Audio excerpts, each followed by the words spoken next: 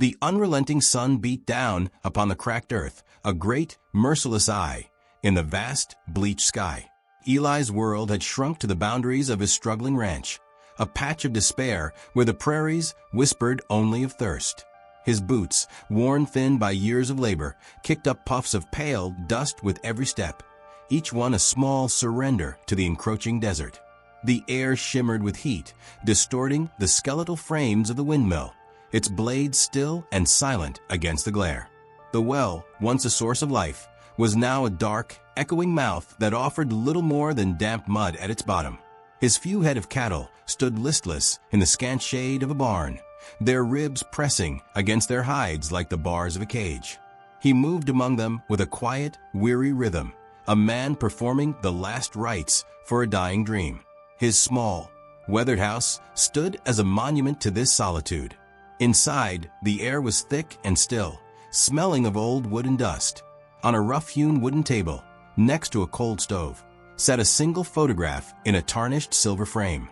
It showed a woman with a gentle smile, her features softened by time and the sepia tint.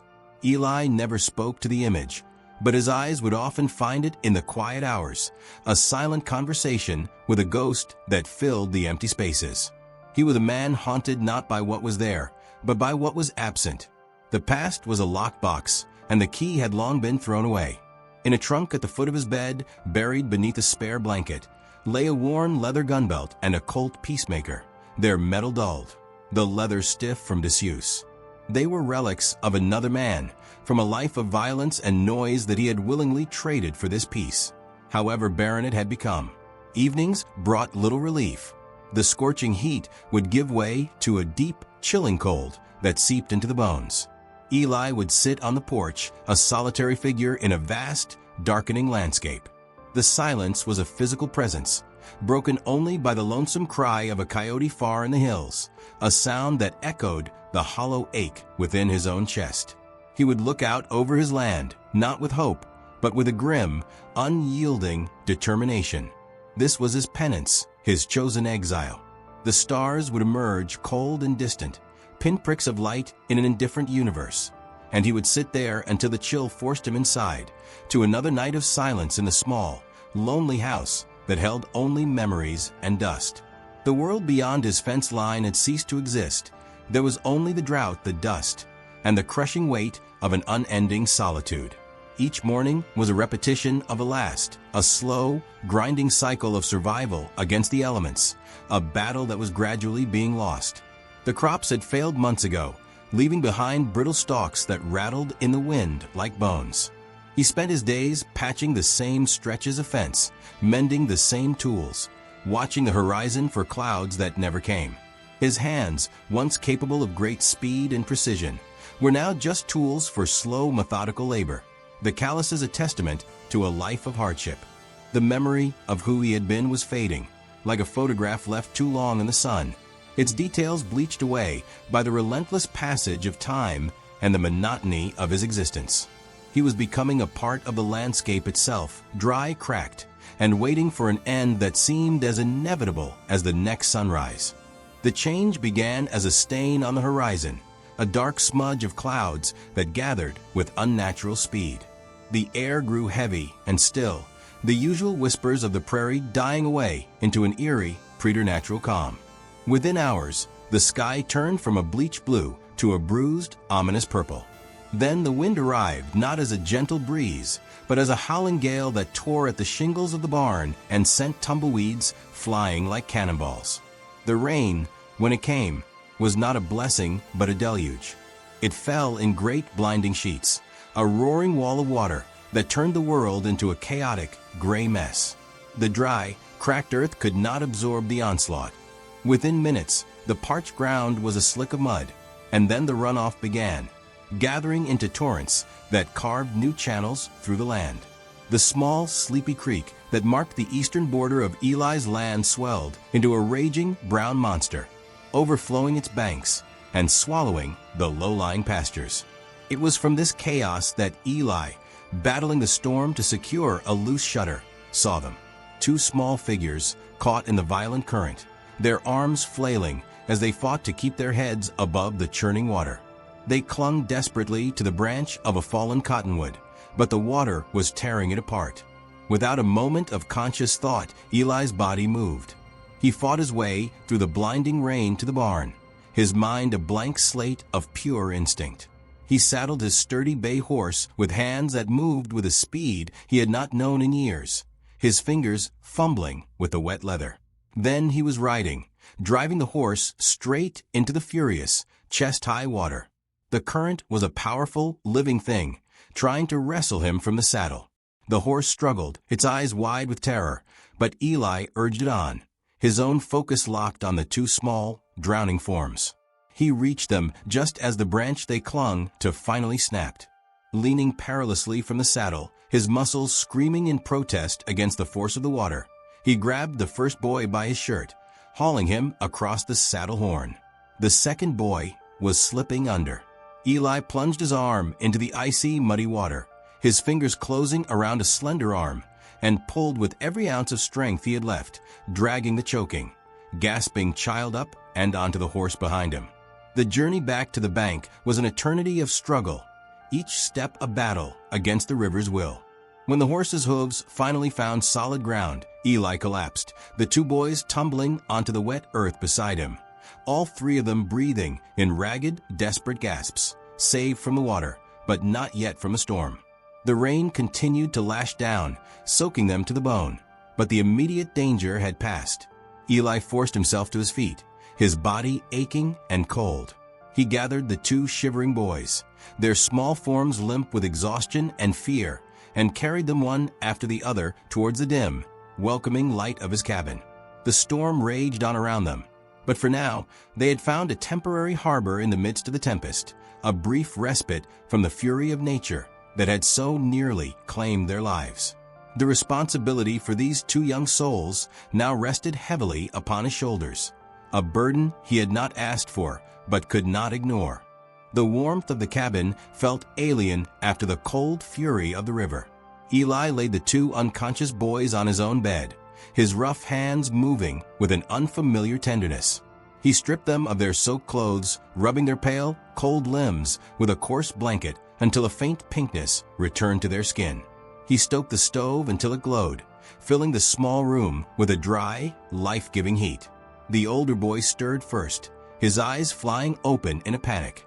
He scrambled back against the wall, pulling his younger brother protectively close, his gaze darting around the unfamiliar room like a trapped animal. Eli moved slowly, deliberately, keeping his distance. He brought them warm broth, which they drank with a frantic, desperate haste. The younger boy, who could not have been more than 7, wept silently, great tears cutting clean paths through the grime on his cheeks. The older one, perhaps 10, tried to be brave, his jaw set in a tight line, but his shoulders shook with suppressed sobs. Eli did not press them with questions. He simply provided what was needed: more food, dry blankets, the silent, solid presence of an adult. He sat in a chair across the room, mending a harness, giving them space yet offering a quiet anchor in their turmoil. As night fell and the storm outside abated, the boys finally slept, their breathing evening out into the soft rhythms of exhaustion. In the flickering light of the oil lamp, Eli watched them. The profound silence of his home was now filled with their presence. The sound of their breathing, the rustle of blankets as they turned in their sleep. It was a disruption that stirred something long dormant within him. The photograph on the table seemed to watch him, and for the first time in years, he did not feel entirely alone in the world, a feeling that was both a comfort and a profound disturbance to the order of his isolated existence. He spent the night in the chair, waking frequently to check on them, to add wood to the stove, to ensure the warmth remained. He studied their faces in the dim light, seeing echoes of a past he had tried to forget, a life that involved caring for others, a responsibility that was both a heavy weight and a reason to live. The solitary rhythm of his days had been irrevocably broken, and as the first light of dawn began to filter through the window, he knew that nothing would ever be the same again. The storm had passed, but it had left in its wake a different kind of tempest, one that was just beginning to unfold. The dawn broke clear and cold, the world washed clean and sparkling after the storm. The silence of the morning was different now, charged with a new kind of tension. It was the older boy, Jack, who first saw it from a window. His small body went rigid.